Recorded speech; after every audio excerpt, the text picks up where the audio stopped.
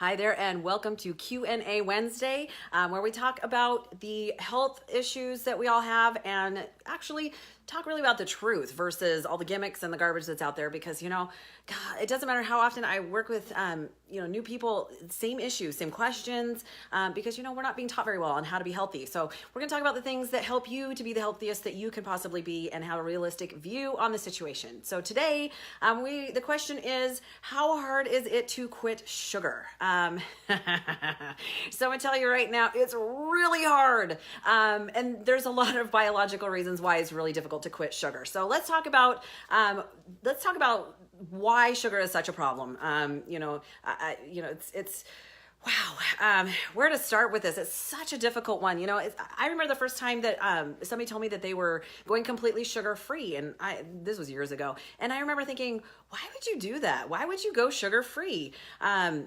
And of course, now I know much, much better, but that's back, you remember, for those of you that remember the early 90s when they came out with this whole issue that fat causes fat. And so of course, then everything went fat-free and low-fat. And of course, when it went low-fat and fat-free, they had to add something to it to make it taste good. So what did they add? Well, they added sugar, which of course, if you've noticed that the trend of obesity has actually just skyrocketed since then. So, I think that they were onto the wrong issue. Matter of fact, found it really interesting. I'm the weirdo that tends to listen to lectures on YouTube when she lifts and drives. Yes, I know I'm strange. But I started listening to this doctor the other day talk about how cheese and fats are the reason why America was so fat. And about 5 minutes in, I was like, you're crazy. You don't even know what the hell you're talking about. And I had to turn it off because I was so irritated.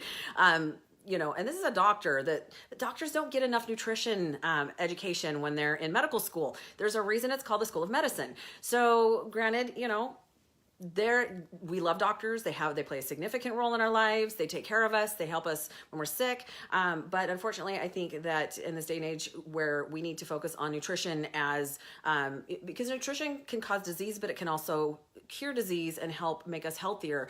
And we really don't look at that as a whole. We don't look at the person as a whole. We kind of look at it as individual specialties and then completely forget about the problems and the issues coming. So, okay, totally on a rant, I know. So let's talk about the downsides to sugar. So there's already enough research, guys. We know that we eat way too much of the stuff. And of course, in general, we're talking about sucrose, which is table sugar, but sugar comes in so many forms and sugar is sugar. Now, are there some sugars that are worse than others? Technically, yeah. But even natural sugars, guys, natural sugar is still sugar. Your body still treats it as such. So, in general, things like fruit, of course, fruit has natural sugar. It's still simple sugar, but the benefit of a fruit is that number one, it was designed for us, to utilize, but because it has fiber and minerals and vitamins in it, it's obviously nutrient dense. And the fiber slows down the absorption rate of the sugars into our bloodstream. So it's, eating an apple, which is a simple sugar or contains simple sugar, is a whole lot different than eating a Pop-Tart, which is also simple sugar, but is also a processed food and breaks down immediately into the system and spikes our blood sugar, which of course then insulin has to deal with. So, there's a lot, all the research shows that sugar is a problem. And of course, I believe in moderation. I like sugar. I also know that when I start eating sugar, I really struggle to stop eating sugar. So I'll have some tips about that in just a minute, but I just know that it can be a problem. So the things that we can now contribute, the diseases that we can contribute from eating way too much sugar is everything from diabetes, obviously, which includes insulin resistance. Insulin resistance, of course, is it's not your body's ability to make the insulin, that's diabetes. It's your body's ability to actually uptake and utilize the insulin because it just does it so often, it doesn't know what to do with it. It freaks out at it going, okay, you're not going to be able to put that in my cell. So again, there's a lot of options that come, issues that come from that. Other things that come from obviously too much sugar, weight gain, because of course, for a couple of reasons. Number one, when we're eating a lot of sugar, we're displacing actual nutritious food with something that has absolutely no nutritious value whatsoever. So when they talk about empty calories, they mean just that. We eat food to fuel our bodies. And it's not just the calories per se that we need, it's the actual vitamins and minerals that our body needs in order to function. And realize that, as a society, we are so malnutritioned, we're so deficient in all of these nutrients, which makes no sense, right? You would look at somebody who is overweight or obese and think, wow, they take in too much food. The problem is technically they're malnutritioned. They're not getting what they need in order for their body to function correctly. So, I mean, yeah, kind of an eye-opening situation, isn't it? So the other reason is that, of course, sugar does not make us satiated. And of course, it's partially because it's a processed food, so it doesn't trigger the hormones in our body that tells us we're full. But if you've ever opened a bag of candy and maybe you're really full from something else that you ate, but you can still eat that entire bag of candy because it doesn't trigger our body to tell, hey, we're full, we need to stop eating. So there's a big problem from that. Sugar also lowers our immune system. It upsets our balance in our gut, our microbiome, and so, which is of course where our immune system comes from. So here's the thing.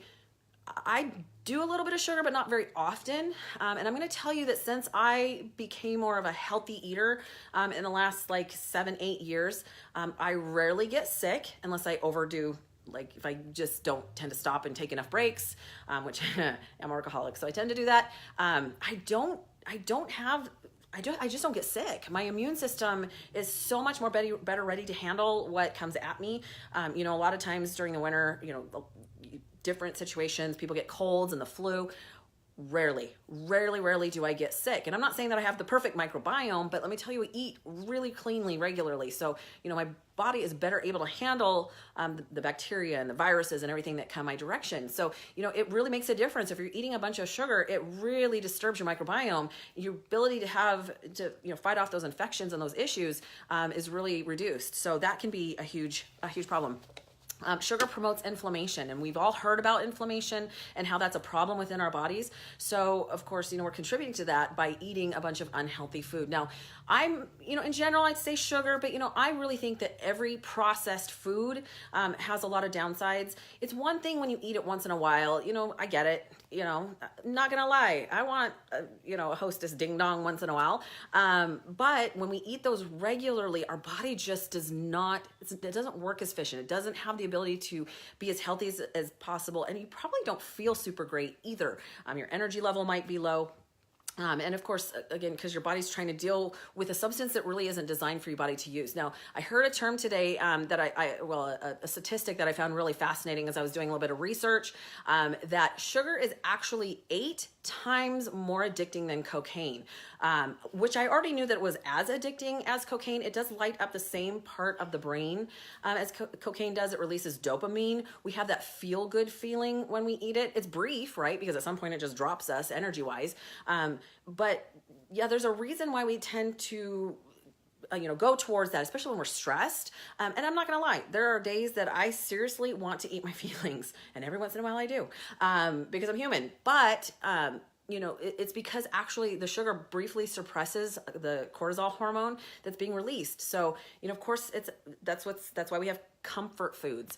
But again, when you look at the overall picture of our health in the long term, it really causes some massive issues that we might not even necessarily see for years to come. But by the time we actually see the symptoms from it, we've done some major damage to our systems, and that's a problem. Other things that we might see from it: higher cholesterol. I think it's funny that they used to think that high cholesterol came from eating eggs. You need some sort of cholesterol, but that there's good cholesterol and there's not so great cholesterol. So fascinating what we've come to. And you really think in this day and age with the technology that we have and the ability to share the information that we'd be on the right track. Wow, can I just say rhetoric? Okay, higher blood pressure can result from eating way too much sugar. There's just a lot of issues that come from that. Heart disease, it can be a problem. Now, if you take a look at all the things that have happened and all of the diseases that have come in the last, say, 30, 40, 50 years, it really has come with the increase of sugar within our, Lynette says she loves peanut M&Ms.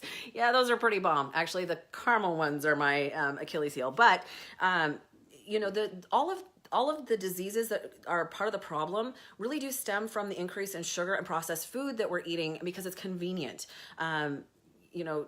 I was listening to something the other day, and the one thing the interviewer asked the guest, what's one thing that you would recommend, because she was a fitness person, kind of celebrity. They said, what's the one thing that you would tell people they need to do in order to really be healthy? And she said, learn to cook. Yeah, found that fascinating. We've really gotten away. A lot of people don't know how to cook these days. So we run to the fast food joint, we run to the convenience store, we buy garbage that our body wasn't designed to deal with. And then we wonder why we feel sick and that we're such an unhealthy nation. You realize that obesity is not the problem, it's the symptom. Obesity is not the disease. It's just a symptom of a bigger disease or a bigger problem that we're not touching. We're trying to throw medicines and quick solutions to it, and that's not the problem. If we continue to eat the way that we're eating, we're going to still have the issues that we have. And of course, one of the biggest issues with sugar is, of course, that it tastes good, right? We like the way it tastes. Our tongue likes that. So on multiple levels, we are having issues with an addiction to sugar. It is an addicting substance. And that's, like I said, it's a huge problem. And most of us do associate that with comfort, right? Because, whether maybe we fell down as a kid and our mother gave us, took us for ice cream, or we're celebrating because we won the soccer game. And so we went to pizza and had ice cream and goodies and cake and whatever, I look at certain foods, it gives me comfort. I remember it's nostalgic. But honestly, I know that it's my brain playing tricks on me. It just wants to feel good for 2 seconds. But in the long haul, I know that I'm not going to, because obviously I know the difference now. I know how my body feels when I eat a lot of junk. So here's how you do it. So is it easy to quit sugar? It really isn't, because of all those reasons. Food manufacturers they do a ton of research. You think they don't? I mean, come on, they make the big bucks. They do a ton of research to find the perfect formulas, the perfect situations. I read something a while ago about the flavor of Doritos, how they've literally gotten the perfect formula so that it's not so much that you get overwhelmed by the flavor and you'll stop eating it. It's enough that keeps you going back to reach in the bag to grab more of it. And of course, yeah, we all like Doritos, right? But really, what benefit Doritos have besides tasting good? There really isn't. It's not a healthy product. So that overall can be a problem. So how do we quit sugar? Not going to be an easy one. First of all, you have to make the decision, right? You can't just say, well, I think I'm going to quit sugar. I mean, it really takes some dedication, because number one, you're going to feel like crap, right? There will be some sort of physical withdrawals from sugar. For some people, that might be a headache. For some people, that might be kind of a foggy brain. There's going to be something. You might be kind of retry, if you know what I mean. You're definitely going to feel some results of cutting that out of your system, just like a drug. Number two, you're going to have to set a date. Don't do it. Don't decide today and just do it. Now, then again, I've heard people say you can start a diet in the middle of a bag of chips. But really, I think that there's some things you're going to have to do to prep yourself for it. Not just mentally, but also, clearing out your house of all the junk you currently have. Because the rule at my house is, don't bring it home. If you're going to have a treat, that's fine. Go have it. Don't bring it home. Some of us are prepping. Some of us are just trying to behave ourselves. We have goals. And I don't want to ruin that for my family by bringing home a box of donuts and they can't help it, right? So set a date, purge your house of the garbage. If you grew up like me where, I heard the whole, there's starving kids in Ethiopia, clean your plate, give it away. If you have a problem with throwing it away, give it away. I love to bake, not going to lie. Over the holidays, I become Betty Crocker. But honestly, I do it. I might eat one and then I get rid of it, because if I don't, I know I'm going to eat the rest. And granted, I tend to give it away as gifts, and I only do it during the holidays, but I enjoy that. And that's a tip that I have for later on too, as well, is that, if you're going to splurge a little bit and have something, make it from scratch, make it from home, because that way you're less likely to do it all the time, right? If you can go to the grocery store and buy a bag of Twinkies, it's pretty simple. It's really easy to eat the whole box. But if you have to actually make it from scratch, you're not going to do it very often, because most of us don't tend to have the time. You're going to appreciate it more, and honestly, it's going to taste better. But yeah, then you don't have it available and convenient to you all the time. And again, I told you, you're going to have withdrawal, so be prepared for that. You might warn the people around you that you're going to have some issues, because it's literally, you're coming off a drug, okay? All right, so tips. Okay, some of these are personal tips, some of these are research tips, because I've seen both. You always see kind of contradictory information, but I'm going to tell you, you're going to have to quit cold turkey. You can't just walk it down, because honestly, that's like saying just have a little bit of cocaine. Walk yourself down off of cocaine. It doesn't work that way. When you eat sugar, your body wants more sugar. Just in general, when I start eating something, it's really hard to stop, because I'm not full. It tastes good, and my body's liking it. It wants that. It wants to feel good. So that's going to be a problem. I have to just cut it out all at once. I can't walk it down. I just have to quit. Learn to read nutrition labels, guys. There is sugar in everything. There is sugar in everything, and you can't just rely on the information on like how many sugars is in it, because manufacturers have gotten wise to that. They actually put different types of sugar in it and list them as such, because then they don't have to actually add it to the grams of sugar in the product. If there's less than, I believe, 0.5 grams per serving size, then they don't actually have to list it in the servings or the grams of sugar there. But they do have to list the ingredients. So if you know what there's more than 60 different labels for sugar. You just have to be smarter than them, and you have to know what they are. Here's an interesting quick story. I wasn't paying attention and brought home iodized salt one day because we needed it. Normally I get sea salt.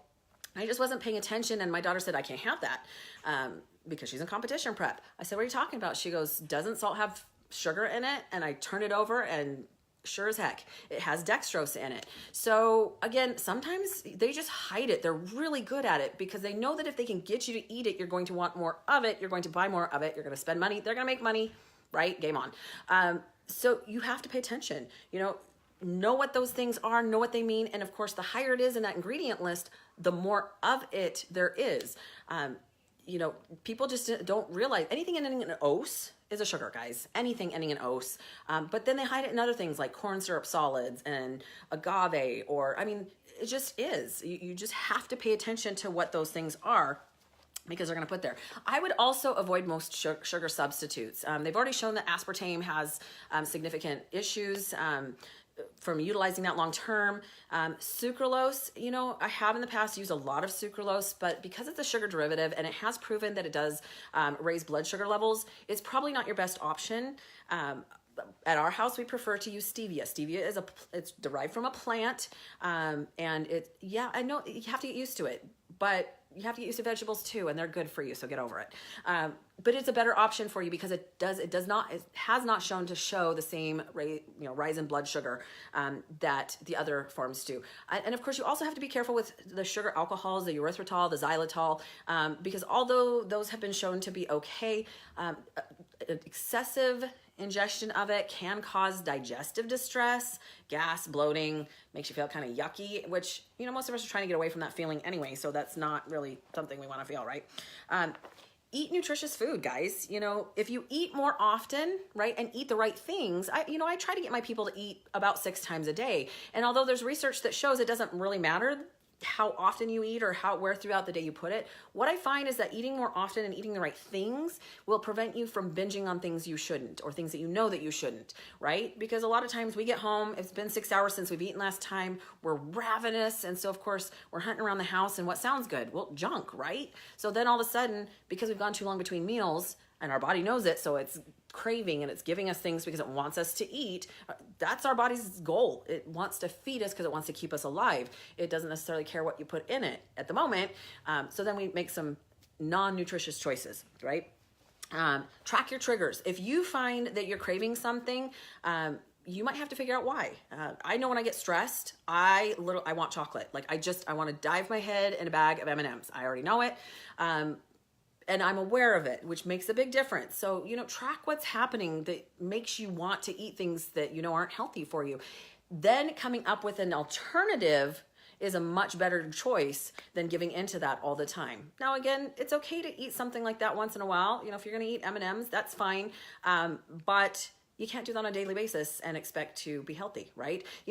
I find it fascinating that people come to me and say, I want to look like you. I'm like, that's great. Do you know what I give up to look like this? Right? And so I know sometimes we don't think of what that reality is to get where we want to go. There has to be a balance. You have to want to be able to still enjoy life to an extent. And I do. There's times that I do eat a little bit more, or I have, a good meal here and there, or that I drink. But it's a choice, and I know what the consequences are if I do it too often. I know I'm going to get a little too off track. We talked about don't bring it home, especially if you're having a rough day and you do find that you're a stress eater. Having it in the house, you're just going to track it down, right? So don't bring it home, and really try to train your family. My family knows if they're going to eat it, if they're having a cheat meal or something that they want, that's fine, but don't bring it home, because when I'm having a bad day, I don't want that to ruin my goal. talked about it. If you want to treat yourself, make it, don't buy it. Watch your drinks, guys. Come on. In our sugar-laden nation, people are drinking. I had a client once that would drink a 6-pack of Mountain Dew on a daily basis, and just by cutting that out, was able to immediately drop and burn fat. Because again, it's full of sugar. You know, again, if I'm going to eat it, first of all, if I have to work it off, it better be amazing. Right? That's my theory. And I'm not going to drink my calories. I'm just not. I'd rather at least get some satisfaction of chewing it, right? Know that you're going to fall off the wagon. You guys, in no way are you going to be perfect. That's just life, but don't let it throw you, you know, just because you fall down once doesn't mean that you don't try to get up again. I really don't understand why people think they have to be perfect. You know, I have my own days where, wow, I just kind of went off the deep end and didn't do very well. I get back on. I know what it takes. So, you know, and it's okay to ask for help. You know, if you need some support or a pump up, there's nothing wrong with that. You know, you have to surround yourself with people with like minds, because it's a whole lot easier to stay on track when the people around you have the similar goals, right? Which of course leads us to my last one, which is find support. You know, there's a reason why those quote unquote popular diets use a support group method, right? Weight Watchers has meetings so you can go and figure out what works for everybody else. There's a reason for that. When you have people in like mind, just like opposite, you know, if you tend to hang around people that like to drink all the time, you're probably more likely to drink, right? If you hang around people that eat a lot of junk all the time, you are more likely to do those things because, you know, I'd like to say it's misery loves company, but it's just that like minds think alike. You all hang out together, you tend to do the same things. And you know what, even as adults, peer pressure's there, right? Even within our families, you know, you go to family dinner and then your mom's offended because you didn't eat her casserole.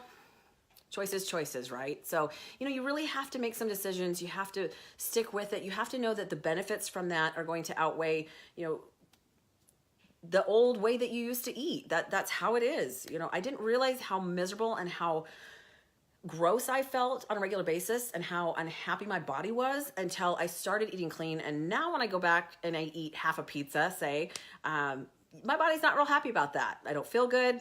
It responds in a way that makes me know that, you know what, I can't eat like that all the time because I just don't feel good. So is it easy to quit sugar? Absolutely not. You know, really, honestly, the cards are kind of stacked against you, but it is doable. You have to want it. Even now, if I kind of get back onto adding too much sugar to my regular diet, right? I tend to really struggle to get back off of it. So I have to kind of go through the whole process again. It's interesting, but it's there. So it's difficult. You can do it. If you need some help, you can always check in with me. I'd love to help you out. I get my best ideas from you guys. Please make sure that you leave messages down below. You know, I love it. I want to know how it works for you. Do you have ideas? It helps me to really do the best I can to help educate the world on how these things really work. So have an incredible week, you guys. And until next week, hey, happy Halloween. We'll see you then. Bye.